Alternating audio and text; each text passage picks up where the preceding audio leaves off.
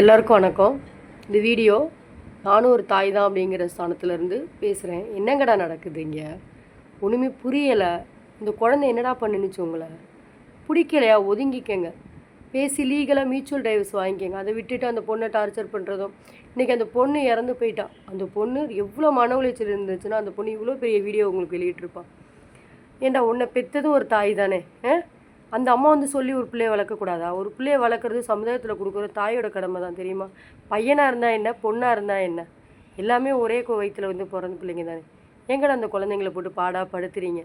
இன்றைக்கி அந்த பொண்ணு போய் சேர்ந்துட்டு, ஆனால் அந்த பொண்ணு போய் சேர்ந்துருச்சு, சாவு மரணங்கிறது. ஆனால் அந்த பொண்ணை ஒவ்வொரு நிமிஷமும் அந்த பெற்றெடுத்த தாய் தந்தையருக்கு எவ்வளோ வலிக்கும் தெரியுமா?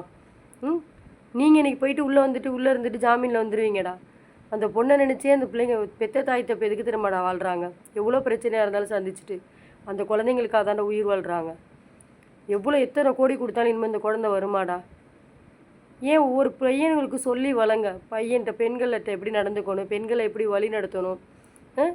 இன்றைக்கி சொல்லாமல் வளர்த்துட்டு இந்த பசங்க எடுக்கிற முடியினால் இந்த பிள்ளைங்களோட வாழ்க்கை இது போய் இந்த தாய் தப்பினோட வாழ்க்கை சீரழிஞ்சு தாங்க முடியல. நெஞ்சு கணக்குது. ரொம்ப நெஞ்சு பதஷ்டத்தில் தான் இந்த வீடியோ நான் வெளியிடுறேன். பெற்றவங்க சொல்லிக் கொடுங்க சமுதாயத்தில் எப்படி வாழணும் அப்படிங்கிறத. தாய் தப்பன் ஆணாக இருந்தாலும் பொண்ணாக இருந்தாலும் யாருக்கும் பயப்படக்கூடாது, நேர்மையாக வாழணும் அப்படின்னு சொல்லிக் கொடுங்க. தைரியமாக இருக்க சொல்லுங்கள். எந்த ஒரு பிரச்சனையும் மரணம் தீர்வாகாது. அதனால் தயவு செஞ்சு நம்ம தைரியத்தை கொடுத்து பிள்ளைங்களை வளங்க. எதை கொத்து கொடுக்குறோமோ என்னமோ சமுதாயத்தில் போராடி வாழ ஜெயிக்க தயவு செஞ்சு பிள்ளைங்களுக்கு சொல்லிக் கொடுங்க, கற்றுக் கொடுங்க. நீங்கள் பேசுங்க உங்கள் குழந்தைங்கள்ட்ட என்ன பிரச்சனை என்னங்கிறத தெரிஞ்சு அதுங்களை எப்படி வாழணுங்கிறத சொல்லிக் கொடுங்க.